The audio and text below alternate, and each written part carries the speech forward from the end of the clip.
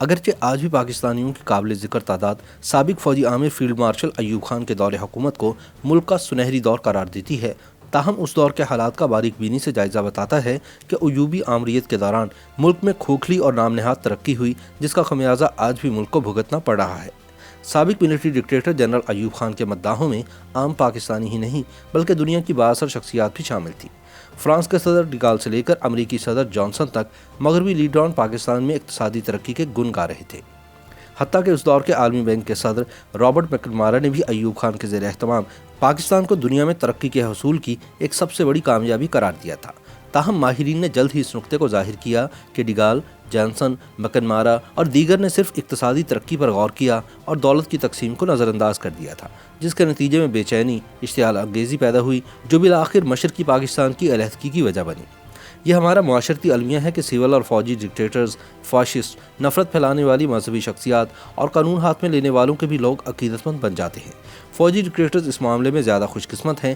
وردی یا عام کپڑوں میں ملبوس جنرل ایوب خان کے حمایتیوں کی ایک بڑی فوج آج بھی اس سنہری دور کے گن گاتی ہے جب جنرل ایوب صاحب اقتدار تھے۔ وہ اس نام نہاد درخشاں دور کو یاد کرتے ہیں جب دودھ اور شہد کی نہریں بہتی تھیں اور جب اقتصادی ترقی جنوبی کوریا یا کسی اور ایشین ٹائیگر یا کیٹ کے برابر تھی۔ آج سے کچھ 6 عشرے قبل بطور طاقت پاکستان کے اقتدار پر قبضہ کرنے والے جنرل ایوب خان کے دور کے بارے میں عام سننے کو ملتا ہے کہ ان کے دور میں اقتصادی ترقی اور خوشحالی پیدا ہوئی اور دنیا میں پاکستان کی ساکھ میں اضافہ ہوا، مگر اس دور کے اقتصادی حقائق اتنے بہتر نہیں جتنا لوگ سمجھتے ہیں۔ جنرل ایوب خان کی پالیسیوں اور اقدامات کا جائزہ لیا جائے تو پتہ چلتا ہے کہ ان کا بنیادی مقصد اپنی حکومت کو بحال رکھنا اور طول دینا تھا۔ یہ ان کی حکومت نے ہی بنگلہ دیش کی علیحدگی کا بیج بویا اور اس پودے کو بے تحاشا پانی فراہم کیا گیا۔ پھر اگلے چند برسوں میں سقوط ڈھاکہ کا واقعہ پیش آ گیا۔ ایوب خان نے محترمہ فاطمہ جناح کے خلاف حمایت حاصل کرنے کے لیے مذہبی بنیاد پرستوں کو مضبوط کیا۔ کئی لوگ اقتصادی ترقی کو ان کی غیر معمولی کامیابی گردانتے ہیں، مگر اس دوران آمدنی میں عدم مساوات کو فروغ ملنے سے ملک میں صرف 20 گھرانوں کو عروج نصیب ہوا جنہوں نے قومی وسائل پر اپنا اختیار جما لیا اور اپنے پاس کالا دھن جمع کیا۔ اس طرح باقی لوگوں میں غربت، بھوک اور مایوسی پھیلتی رہی۔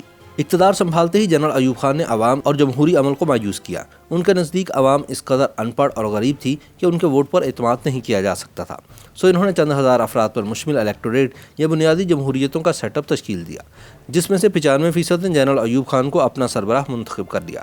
جنرل ایوب خان نے داخلی افراتفری کی صورتحال کا سیدھا ذمہ دار سیاستدانوں کو ٹھہرایا اور ان پر الزام عائد کیا کہ انہوں نے ذاتی مفادات کے لیے ملک کا سودا کیا۔ وہ مشرقی اور مغربی پاکستان کے بڑے سیاستدانوں کو جیل میں ڈالنا چاہتے تھے۔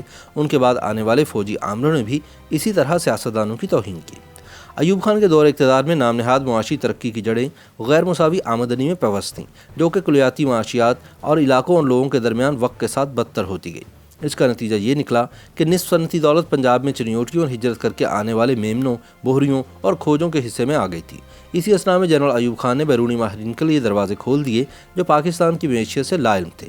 وہ لوگ جو ایوب خان کی حکومت کا دفاع کرتے ہیں وہ اس دور میں امن اور ہم آہنگی کی گمراہ کن یادیں وابستہ کیے ہوئے ہیں۔ سوال پیدا ہوتا ہے کہ اگر 60 کی دہائی میں اتنا ہی امن اور سکون تھا تو سن 1968 اور 69 میں پیدا ہونے والی بے چینی شدید اشتعال انگیزی میں کیسے تبدیل ہوئی؟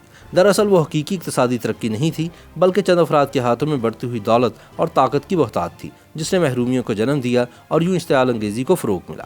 جنرل ایوب خان کی جانب سے برسوں تک مغربی پاکستان پر ترجیحی بنیادوں پر کام کرنے کا ہی صلہ تھا، جس وجہ سے مشرقی پاکستان والوں میں غم و غصہ پیدا ہوا۔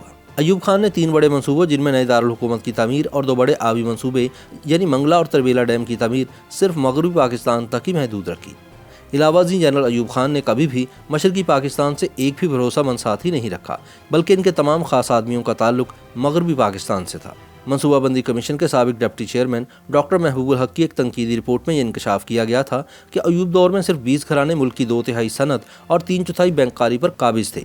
جنرل ایوب لینڈ ریفارمز اور زمینداروں کے سیاسی اثر کو بھی محدود رکھنے میں کامیاب نہیں ہو سکے۔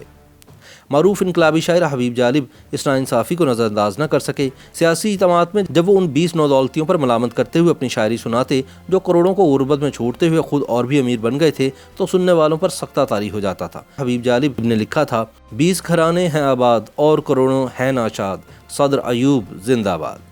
معاشرے کو جدید بنانے پر یقین رکھنے والے ایوب خان جلد ہی مذہبی قدامت پسندی کی لپیٹ میں آ گئے، کیونکہ پالیسی میں آنے والے یکسر موڑ نے اقتدار پر ان کے اختیار کو طول دیا۔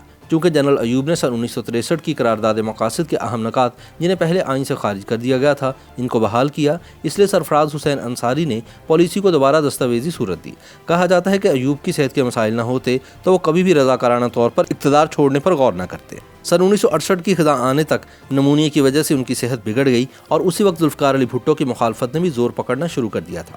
21 فروری سن 1969 کو ہار مانتے ہوئے انہوں نے اعلان کیا کہ وہ سن 1970 میں دوبارہ انتخابات نہیں کروائیں گے۔